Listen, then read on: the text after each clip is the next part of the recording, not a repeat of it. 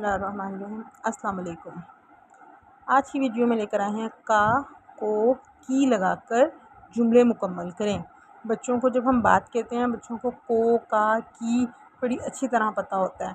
اب جب ہم انہیں پریکٹس کروائیں اور ہم انہیں ایسے جملے بنا کر دیں تاکہ بچے اس میں کا کو کی لگا کر جملے پورے کریں، اس طرح ان کی پریکٹس ہو جائے گی اور ان کو کا اور کی کے سنٹینس آسانی سے بنانے آ جائیں گے۔ علی نے زارا کو اپنا باغ دکھایا۔ علی نے زارا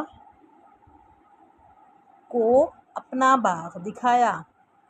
میری دادی ڈیش گھر ڈیش پاس ایک باغ ہے۔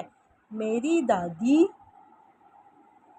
کے گھر کے پاس ایک باغ ہے۔ میری گائیں کو چارہ ڈال دو۔ میری گائیں کو چارہ ڈال دو۔ کیا آپ کی باجی اچھی ہیں؟ کیا آپ کی باجی اچھی ہیں؟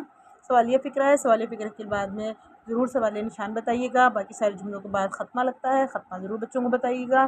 میرے بھائی کو خالہ کے گھر جانے کا شوق ہے۔ خالہ کے اس طرح جملے جب ہم بناتے ہیں تو بچوں کو بڑی اچھی سی پریکٹس ہو جاتی ہے۔ ہم نے باغ میں چڑیا کا بچہ دیکھا۔